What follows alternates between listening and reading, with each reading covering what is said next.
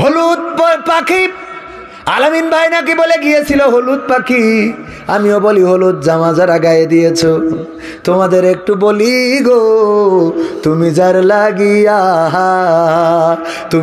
লাগিয়া এমবি ভরো তার তো বাটন ফোন, তুমি যার লাগিয়া এমবি ভরো তার তো বাটন ফোন। ওরে কেমন করে বুঝবে রে সে, কেমন করে বুঝবে রে সে ডিজিটাল তোর মন, তুমি যার লাগিয়া এমবি ভরো তার তো বাটন ফোন। মেসেজ দিলে সিন করে না, দেয় না তো রিপ্লাই, ভিডিও কলে বলবা কথা ক্যামেরা তার নাই রে, ক্যামেরা তার নাই। মেসেজ দিলে সিন করে না, দেয় না তো রিপ্লাই, ভিডিও কলে বলবা কথা ক্যামেরা তার নাই রে, ক্যামেরা তার নাই। ওরে ডিজিটাল এই যুগ জামানায়, ডিজিটাল এই যুগ জামানায় অ্যানালগ তার মন, তুমি যার লাগিয়া এমবি ভরো তার তো বাটন ফোন, তুমি যার লাগিয়া এমবি ভরো তার তো বাটন ফোন।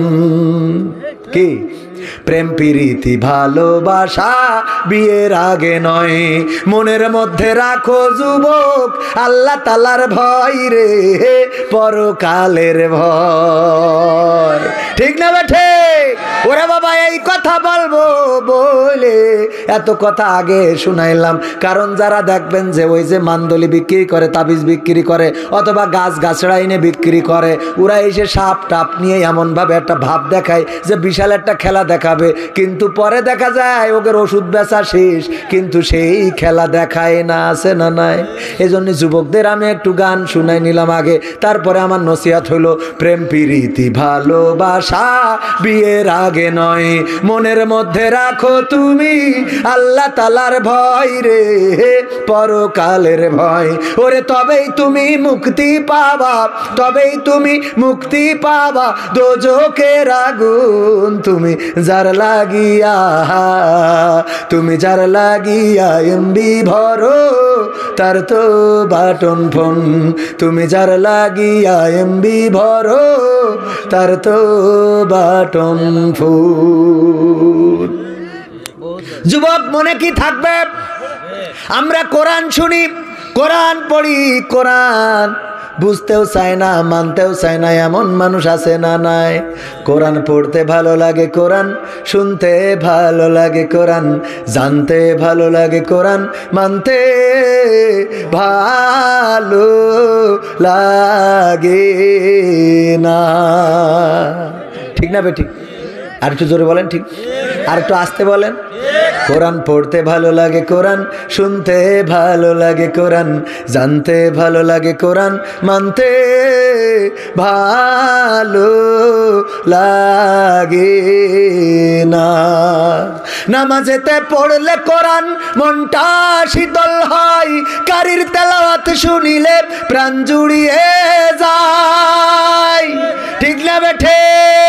নামাজেতে পড়লে কোরআন মনটা শীতল হয়, কারির তেলাওয়াত শুনিলে প্রাণ জুড়িয়ে যায়, সেই কোরআনের ব্যাখ্যা দিলে কলিজাতে আগুন জ্বলে, সেই কোরআনের ব্যাখ্যা দিলে অন্তরেতে আগুন জ্বলে, বিরোধিতাও চলে কেন তা জানি না।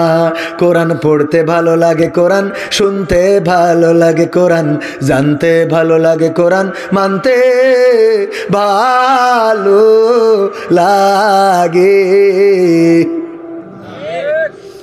কোরআন পড়ে অনেক লোকে শুরু করে দিন, তারাই আবার চাই না দেশে কোরআনের আইন। কোরআন পড়ে কত লোকে শুরু করে দিন, ওরা আবার চাই না দেশে কোরআনের আইন, এটা যে কেমন নীতি, তাই তো এ দুর্গতি করছে মোদের ক্ষতি, কেন তা বুঝি না। কোরআন পড়তে ভালো লাগে, কোরআন শুনতে ভালো লাগে, কোরআন জানতে ভালো লাগে, কোরআন মানতে ভালো লাগে। তারপর বলবো আরো বলবো। কোরআন বুকে চুমু খাওয়ার লোকের নাই অভাব, সেই কোরআনের বিরোধিতা আবু জাহেলের স্বভাব। কোরআন বুকে চুমু খাওয়ার লোকের নাই অভাব, সেই কোরআনের বিরোধিতা আবু লাহাবের স্বভাব।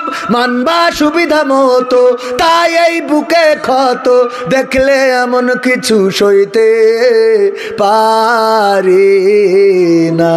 কোরআন পড়তে ভালো লাগে, কোরআন শুনতে ভালো লাগে, কোরআন জানতে ভালো লাগে, কোরআন মানতে ভালো লাগে। আছে না নাই? কোরআন পড়লে কিছু বলে না, কিন্তু কোরআন মানতে গেলে সমস্যা।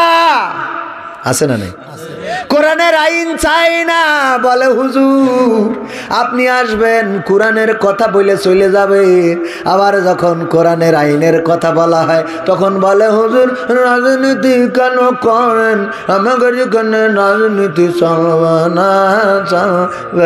না রে। আছে না নাই?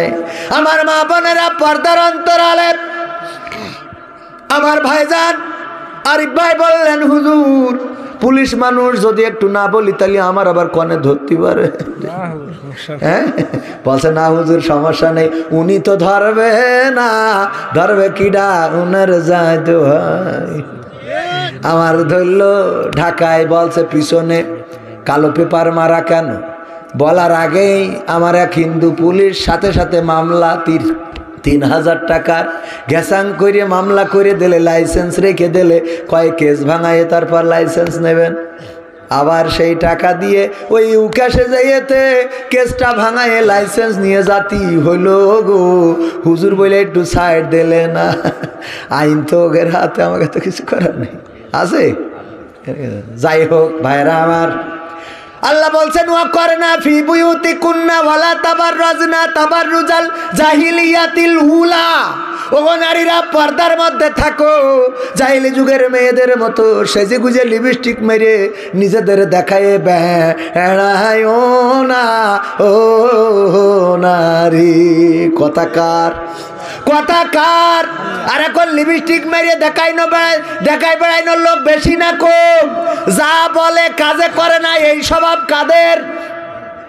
যা বলে তার উল্টো করে। করোনাকালীন সময়ে বলল কেউ মসজিদে এসে না, ওই সময় মসজিদি লোক ধরে না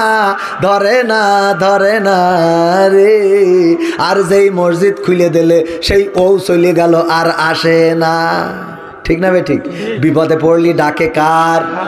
একজন ঝড়ের গাছে উঠেছে আম পাড়ার জন্য, বুঝেছেন পরিচালক সাহেব, গাছে উঠেছে মগডালে, ওই যে আম পাড়বে, আম পাড়তে গেছে, হঠাৎ করে মেঘলা করিতে ঝড়, সেই বিশাল ঝড়। ও বলছে আল্লাহ তুমি আর ঝড় দেওয়ার সময় পেলে না, যেই গাছের মগডালে সেই ঝড় মেরিয়ে দিছাও। আল্লাহ আমি যদি ভালোভাবে নিচেই নামতে পারি গো, তাইলে আমি 1 জোড়া গরু মসজিদে দেবো, 1 জোড়া গরু মসজিদে দেবো। কইয়ে আস্তে আস্তে সাবধানে একটু নিচের দিকে নিচে আসলে আর একটু মোটা আছে না নাই, যে একটু মোটা পেয়েছে মনে করছে যাক একটু তো ভর পাইছি, যে মগডালের তে নিচে আইছি। বলছে আল্লাহ আমি গরিব মানুষ, 2টো গরু আবেগে বলি ফেলাইছি, কনতে দেবো আল্লাহ, এত টাকা তো আমার কনে। ও আল্লাহ আমি 2টো ছাগল দুবানে, তুমি 2টো ছাগল নিয়ে সন্তুষ্ট থাকো, তোমার তো অভাব নেই। এই বলে আবার একটু নিচে এসে আর একটু মোটা, এই যখন পেয়েছে বলছে আল্লাহ 2টো ছাগল দেবো, এত টাকাও তো মানে আমি আল্লাহ তোমার করবা না, 2টো মোরগ দুবানে, আমার বাড়ি বউ মোরগ পোষে, আমি 2টো নিয়ে মসজিদে দিয়ে আসবা না জুম্মার ঘরে, আল্লাহ তুমি এতে মানিয়ে নাও আল্লাহ। এই বলে এইবার নিচেই ঝাঁপ দিয়েছে, দিয়ে নিচেই নামা শেষ। বলছে আল্লাহ আর কোনোদিন গাছে উঠবো না, আর কিছু দেবো না। বিপদে পড়লি ডাকে কার, আর বিপদ উদ্ধার হয়ে গেলি। আনোয়ার সাহেব বুঝতে পারছেন আপনি? যেই নিচে ঝাঁপ দিয়ে বেসিকে বলছে আল্লাহ আমি আর উঠবো না গাছে, আর কিছু দেবো না, খেলা হবে না। হবে? আর ইউটিউবার ভাইরা বলেন আর কোন গান বাকি কি আছে? কোন মাটির তৈরি? আজরাইলে খায় না ঘুষ।